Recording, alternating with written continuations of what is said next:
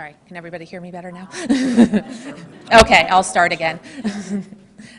Good evening. I just released our numbers for COVID-19 or coronavirus here in Lubbock County.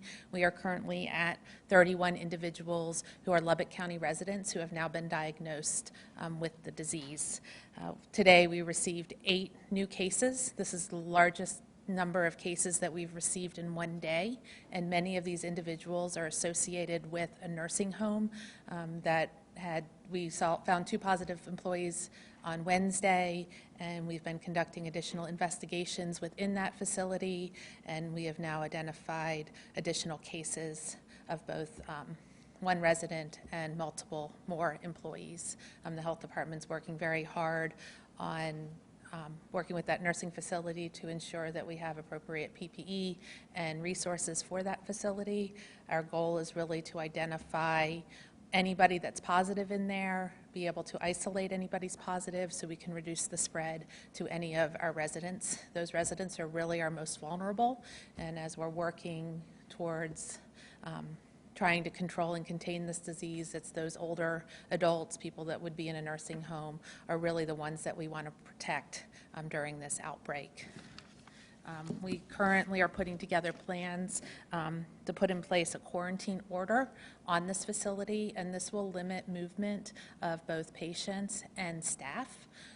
Everybody will still be able to receive medical care, but we want to limit movement of patients out of the facility unless medical care is needed, and then we also want to limit movement of staff. We want that staff to stay working in that facility, not to be going and working in any other facilities, and we really want them to only go between work and home.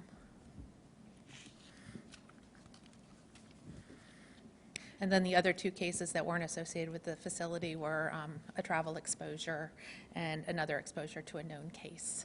We currently have about 90 tests pending in the laboratories, so we've really seen an increase in testing, and we expect to see those results over the next 2 days. Thank you.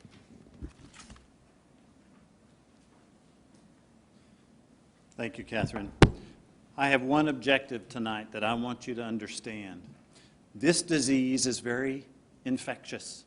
You can catch it easily as long as you're within a 6-foot bubble. My wingspan, or my distance between my hands, is roughly 6 feet. You don't need to be any closer to me than 6 feet. You have the right, and I have the right, to say, stop. You're in my bubble. You need to back off. I don't want what you have. Because we do have some asymptomatic carriers. We don't have enough tests to prove whether or not you're negative or positive if you have the disease. You must stay 6 feet away.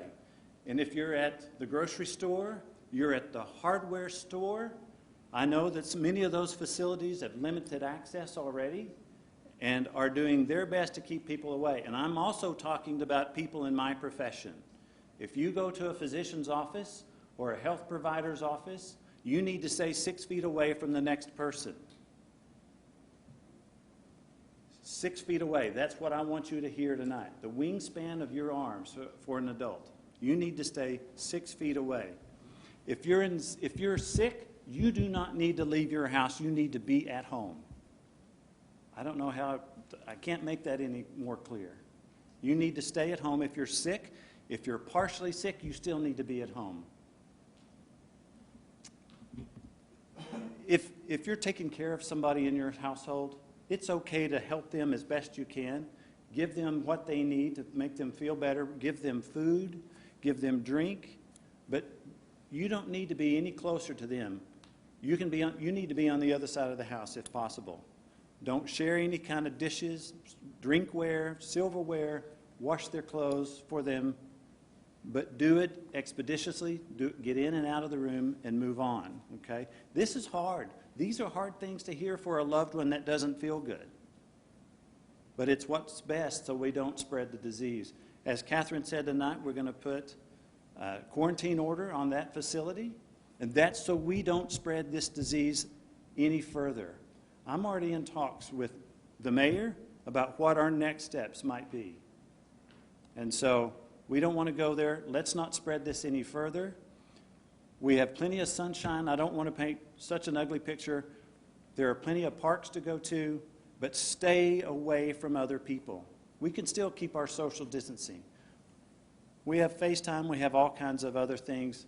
Zoom visits. Visit with your family that way for now. If we do this and take care of this, this will go away quicker. That's all I have. Thanks.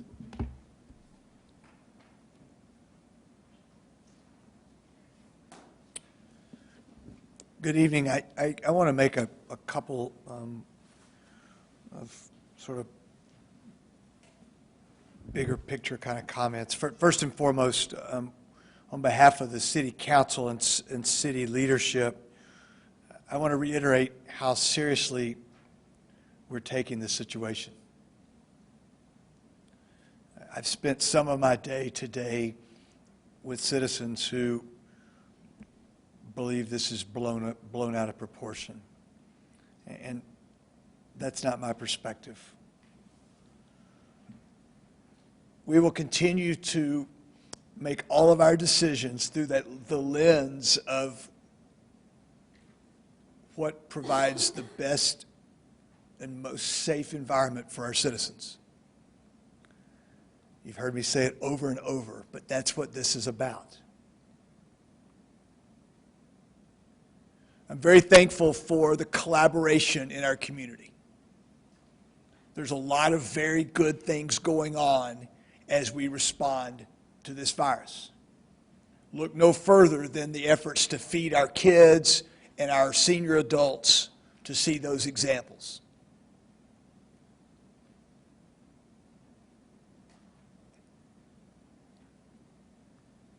I'm thankful for our hospitals.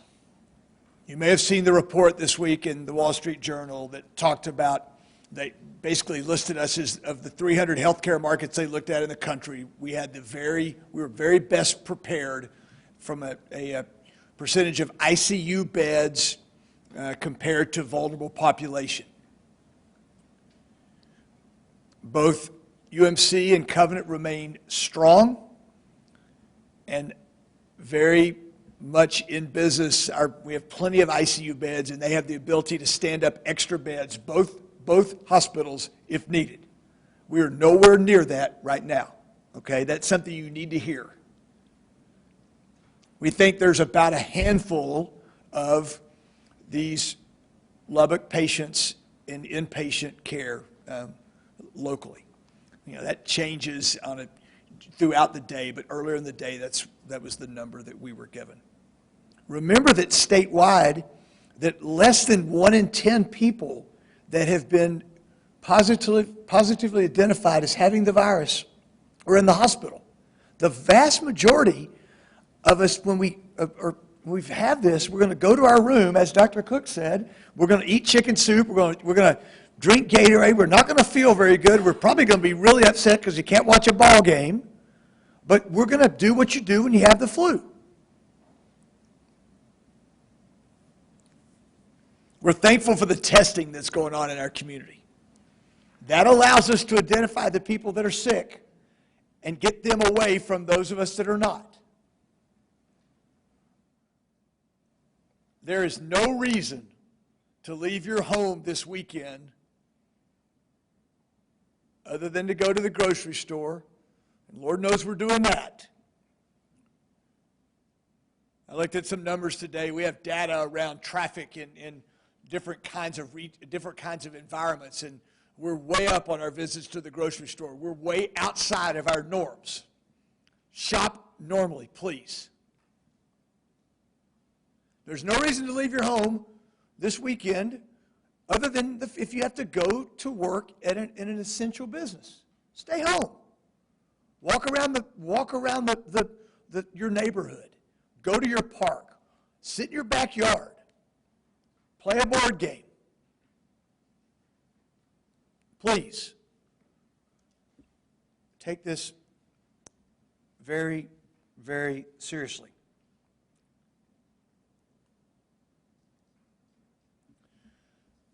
Be safe,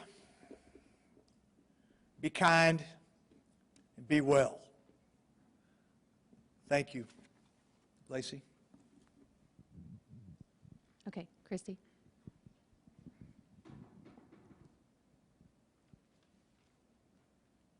Thank you, Mayor. I don't know if this, okay, here we go. So I have a few questions, and the very first one. Let's do one at a time so we can make sure we get Okay. everybody else, because we're Okay, probably as not long gonna as we're take that. Yeah. consistent. Okay, just want to make sure.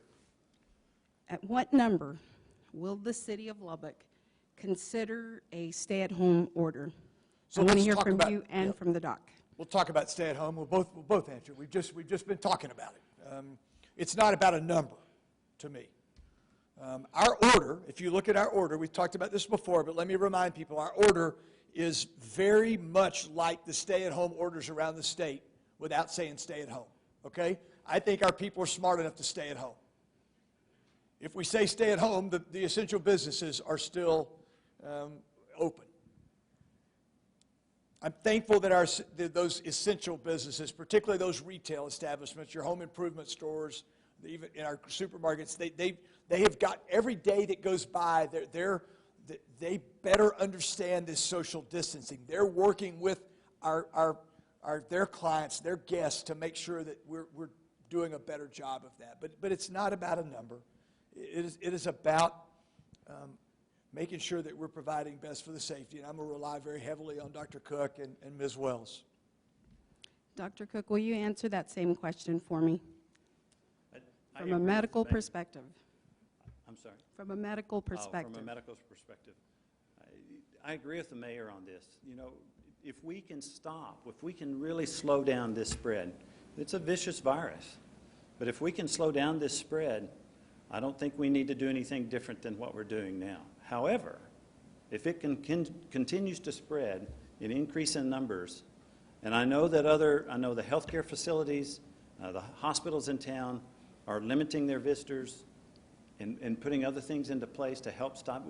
This is a community effort in the healthcare industry. And I know that other businesses are making their effort to slow this down. We as citizens need to do our effort too and stop. It's worrisome. We're not there. It's worrisome. And we may need to do something. And the mayor and I and Catherine are in talk every day about this. So. Thank you.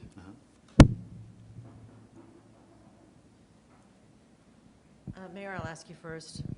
And Dr. Cook, you may have to help answer this, but I want you to describe what it means, these patients that are associated. What does associated mean with Whisperwood? And is there any reason to believe that some of these people who've been infected and have a connection or associated with Whisperwood also had work or a reason to go to some other nursing home, or another nursing home might also be infected? Yes. It's very common for nursing staff in nursing homes to work for a staffing agency, and they may work at different nursing homes. We're very much in the middle of that investigation right now. That's why this quarantine order is, we believe, so important. But I think a simple answer to your question is yes. And also, you said there are a handful of patients, a handful in patient care. Can you give us a number, how many people actually are hospitalized right now with COVID-19? At one time today, there were 5 Lubbock County inpatient cases in our 2 hospitals. Okay. And also, Dr. Cook talked about the bubble. And I respect that you guys have been so transparent about this with all these news conferences, but there is a little bit of a concern Yes. with us, Yeah. our bubbles interacting here. And I wonder at what point could we go to teleconferencing for these news conferences so that we would not be infecting others potentially? I think it's a great question. In fact, we spent time this afternoon working on 2 things along this, changing the way we do our meetings. We'll do a special city council meeting at some point next week. We've got to reconsider the order that's in place through next Friday.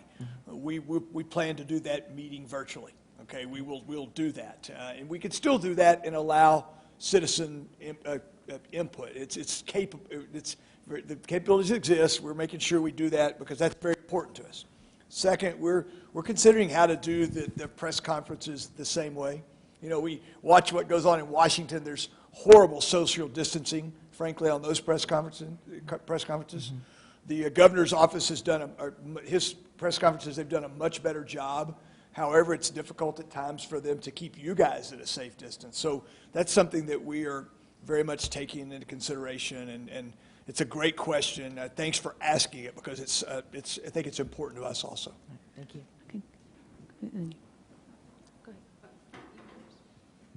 So quick question. We talked about obviously workers and if they're feeling sick, anybody that wants to answer, if they're feeling sick and that, doctors are telling them to come home, what happens if like their workers saying they're going to be fired if they don't come in, even though the doctors are telling them to be quarantined? Is there a way to protect them if that does happen? From a medically speaking standpoint, and the health authority, if you're sick, you need to go home. That's probably a human resources issue, and there's probably some kind of way that they can work around that, certainly through their human resources department, certainly. Well, if it's like them, their workers being like, hey, if you don't come in, I'm going to fire you because you're not coming in, but they're saying, well, because you're not tested positive for COVID, but they're waiting for the results. Is there a way for the city or anybody to protect those workers? Because they're out of a job if they, either way, it's not a win-win for them, obviously. Well, it's certainly not the city's job to tell private business what to do. We think if someone is sick, they don't need to be at work. We've tried to explain that to employers and workers alike. We suggest that employers get I call them the radar version of thermometers, and we're using them, as we talked about. We're using them in City Hall every day, and it's part of sometimes they're being used. Businesses are doing them twice a day. It's being used at the hospitals. There's not an employer in this town, I believe, that wants a sick worker at work. Okay, we're getting phone calls. You can't believe the calls we've had in our office this week. But bear with me. Okay. We've gotten phone calls, and we start digging in. We find that it's so-and-so's wife's friend that's calling for so-and-so. And, I can't do anything about that. All I can do is explain the seriousness of this. I would tell you that if you work for someone who wants you to come into work when you're sick, you may need to think about going to work for somebody else. That'd be my advice. Yeah, we've just spoken with employees at Whisperwood who say that they were forced to come in or they were fired. So that was kind of where that came from. And I don't know if y'all were looking into that or not with the spread being so high. We take the Whisperwood situation very seriously. The state will be involved in that also. They have the licensing function there. That's really all I can say. We can't comment any more on that investigation, but it is ongoing, and I can't underscore this importance of that investigation to us. This is probably for Catherine or Dr. Cook. Can we get an update on how many tests have been done? We have 90 pending. It's my understanding that UMC has done 750-ish. Even an approximate number would be appreciated. Right now, at least for the last 5 or 6 days, we've been hitting about 100 tests a day. So we're definitely approaching 1,000 to 1,200 for the entire time of this outbreak. One more? I'm going to answer a text question from another member of the media. There certainly are patients from outside of Lubbock that are in our hospitals, either as confirmed cases or as people that are under observation or investigation, waiting for a test result. I mentioned, I think, earlier in the week, but we at one point this week, we had cases under observation from as far away as Tucumcari. That is not unusual. That's sort of within our medical catchment area, and so there are those. But I think the message is that that's not a problem. Okay, we got plenty of capability at both hospitals, so and getting you a number is very difficult on how many we actually have. And if I told you something now, it could very well change by the time our press conference finish. I think what's important you know is that we're in those having that communication, and it's not just me. It's me with those guys. It's medical professional to medical professional, and I'll let Dr. Cook comment on that too if you'd like to. If you want to add anything to that. I think you answered it fine. Okay. One more question? With some of these cases are nearing the 2-week period, how does that be handled? Are they still being checked on to make sure they're no longer sick? And when do they get the chance to kind of come out of quarantine? So for somebody that has tested positive for COVID, there's two different testing criteria or two different criteria we can use to evaluate that individual to say that they're no longer infectious, and that allows them to be released from quarantine. The first one is two COVID tests at least 24 hours apart that are both negative. The other one that we're going to use more often because we don't have as much testing capability is that the individual has been sick, or it's been at least 7 days since their diagnosis. They don't have any, and their symptoms have been resolved, and they have had no fever for at least 72 hours. And then those individuals that we have under quarantine will receive a letter from the health department that they can provide to their employer that says that they've been released. Okay. Okay, thank you. One more question, and then we're going to wrap, okay? Okay, so Dr. Cook said there's been a very serious vetting process, but he did say that you don't have that many tests. So how many tests do we still have in Lubbock County? I know that we've provided quite a few, and Catherine, this is probably a question that you can answer best. How many tests do we have, an ample amount for any citizen that has a need? With the addition of the UMC clinic, which has now been operating for at least a week, that has really allowed the increase in testing capability to the community, and we are able to test those individuals that meet those requirements. But there are still requirements for being tested. You have to be symptomatic, have a fever, and then we can also allow people to get tested, especially if they've had an exposure to a positive case. But we're not running out in Lubbock as far as tests. We don't have an unlimited supply. There is a limited supply, but we've been able to test the ones we've needed to test thus far. We can't test somebody that doesn't need a test, that just drives up and wants a test. Mm-hmm. We have the capability currently to handle the ones we really need to test, but we don't have an unlimited But supply. how many tests do we have left? And will they be It supplemented? depends on the day. It truly depends on the day, because those individuals doing the testing for us get supplies on a daily basis. But there's no need to panic because No, we not yet, we no. have ample enough. No, we have ample enough to handle what we need at the moment. Thank I you. will say that the hospitals, in preparation, one of my jobs is to see what this may look like in a worst-case scenario. And let me just say that the Health Sciences Center and UMC and Covenant and the other hospitals are all talking to each other. Like Mayor Pope said, we've got a large number of ICU beds, we've got a large number of ventilators, but our catchment area is half the size of Texas and eastern New Mexico. So we don't want to go there. And so we have to do everything we can not to get there, and that's what I'm talking about, this social distancing sort of thing. Thank you. That concludes the press conference. I'll send out Just real updates this quick, weekend. but we want to make sure that we set an expectation for next week about press conferences. You'll see daily updates from us as we've been doing. You should expect to hear from us a couple times a week, just with more in-depth kind of questions like we've done tonight. And we'll keep you posted as to when those will be, but that should be the expectation, whether they're live or via the technology that's been availed to us.